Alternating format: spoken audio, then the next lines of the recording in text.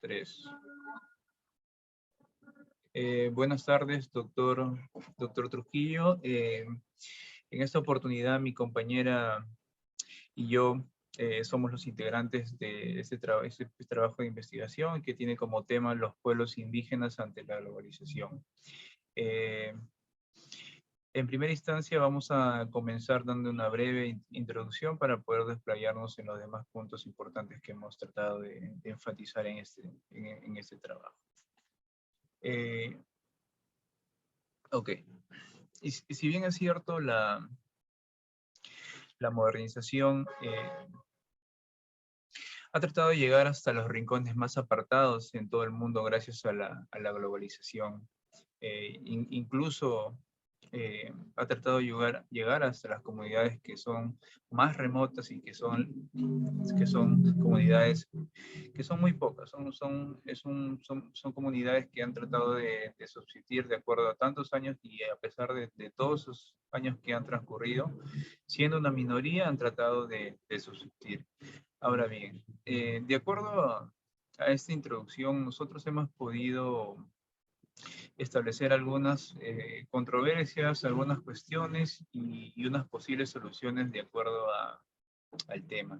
En primera instancia vamos a mencionar cómo podríamos ayudar a esas comunidades a poder superar estas nuevas dificultades que están afrontando cada vez con mayor frecuencia. Y de esta forma poder afrontar todo esto sin nosotros como pertenecientes a esta sociedad no aceptar este problema. También será posible transformar la globalización en una oportunidad y no en una amenaza para la identidad, la lengua y la cultura de una comunidad indígena minoritaria. Y también de qué manera se puede contribuir con su legado y al progreso de la sociedad mundial en general. Si bien es cierto, las pequeñas minorías, valga la redundancia, de estas comunidades indígenas sufren muchas desigualdades sistemáticas. Esto es derivado de una tasa baja de alfabetismo y un nivel bajo de instrucción, asimismo una escasa comprensión de todos sus derechos y por supuesto los sistemas políticos nacionales. De esta forma también se ve ligado el aislamiento geográfico que presentan estas comunidades indígenas, donde se establece bajos niveles de organización, precariedad, la baja autoestima, con complejos problemas que dificultan la subsistencia, como por ejemplo la insuficiencia de derechos sobre sus tierras, la deforestación, la seguridad alimentaria y otros. Dentro de este tema hemos podido establecer, bueno, en primer lugar, poder definir a qué nos podemos referir como un indígena. De acuerdo a la definición que está texteada aquí, en este caso, indígena se define como a los descendientes de los habitantes originales de una región geográfica ante la colonización y que han mantenido total o parcialmente sus características lingüísticas, culturales y de organización social. Además, la autentificación es un criterio fundamental para determinar a quién se puede considerar o se puede llamar indígena. Los pueblos indígenas, al pasar los años, si bien es cierto, los pueblos indígenas en América Latina son los herederos y guardianes de un rico patrimonio cultural y natural, pese a que hayan sufrido desde la época de la colonia hasta el día de hoy un despojo de sus tierras, ya sea también de sus territorios ancestrales, y muchas veces la negación de la identidad étnica, como la lingüística y la cultural, ante todos los procesos destructivos, podemos observar la vitalidad de los pueblos indígenas, no solo por haber sobrevivido como etnias y pueblos, sino también en vigilar y cuidar este patrimonio, especialmente en las últimas décadas, lo cual ha demandado su reconocimiento y protección por parte de la sociedad dominante. Una breve estadística es, con referencia a la totalidad de indígenas de América Latina y el Caribe, se estima que aproximadamente son 40 millones de habitantes, lo cual equivale al 10% total de la población existente en la región. Entonces, bajo esta estadística es importante tener una posible solución, el cual asimismo también presenta sus controversias, pero es importante poder rescatar el tema de la solución, porque de acuerdo a estas estadísticas son muchos habitantes aún que viven y realizan esas actividades, sus prácticas ancestrales hasta el día de hoy. Entonces, también es importante mencionar, de acuerdo a lo que se ha texteado aquí, que los problemas se presentan también de acuerdo al crecimiento de las inversiones en estas áreas y el desarrollo de los pueblos indígenas están asociados debido a que los recursos que las multinacionales buscan es explotar.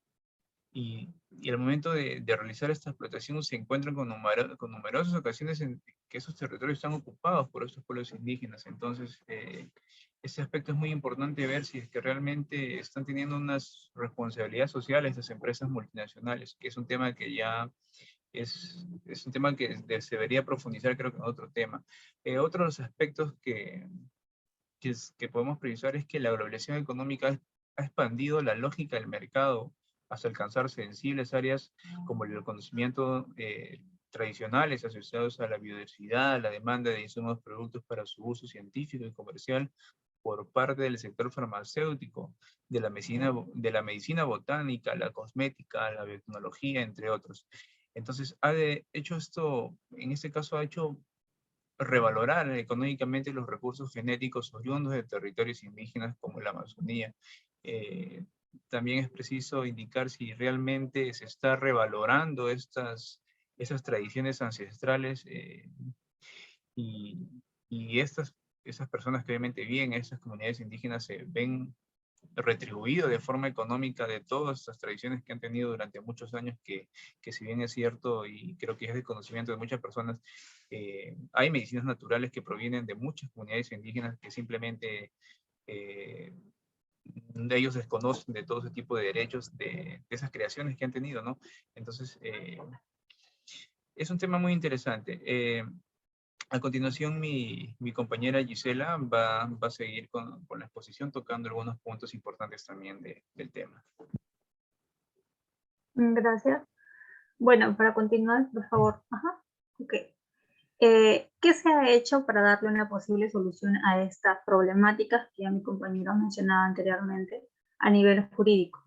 Bueno, dado a las presiones sobre las tierras, los recursos y la vida de estas personas indígenas, las poblaciones autóctonas, que son importantes aliadas de este movimiento ecológico para la conservación de la biodiversidad ecológica y biológica y la gestión sostenible, por supuesto, de los ecosistemas frágiles, este mensaje de las personas indígenas ha sido escuchado en varias reuniones internacionales y, bueno, por ejemplo, algunos puntos importantes que puedo resaltar aquí es la Cumbre de la Tierra celebrada en Río de Janeiro en 1992, debido al creciente reconocimiento internacional de los derechos indígenas. Coincidió que el proceso de democratización de muchos países de la región contribuyó también significativamente para el reconocimiento jurídico y constitucional de estos derechos indígenas, ¿no?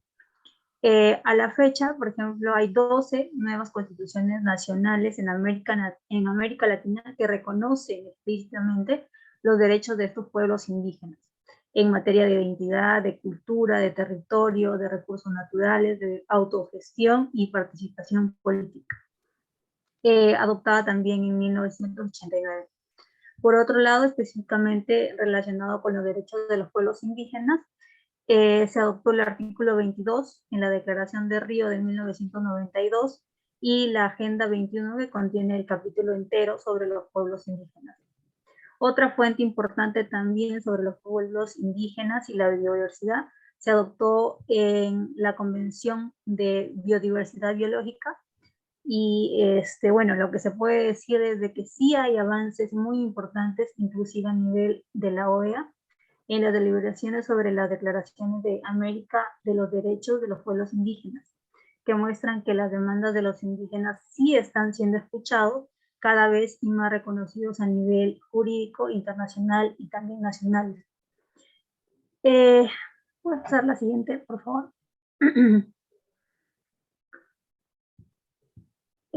Bueno, para hacer más corta La exposición, podemos decir que la globalización en los pueblos indígenas ha causado, principalmente, la globalización ha promovido el reconocimiento de los derechos indígenas, tanto como su vulneración. Por este motivo, para que la globalización sea una catapulta al desarrollo humano de los pueblos indígenas y no su condena de la exclusión, que es uno de los factores más importantes o más importantes por los cuales estas personas se quejan, es obligación también del Estado peruano garantizarles la protección de sus derechos, vigentes tanto a nivel nacional como internacional, tal como queda señalado en el Pacto Internacional de los Derechos Económicos, Sociales y Culturales, ¿no? Y bueno, la siguiente, por favor.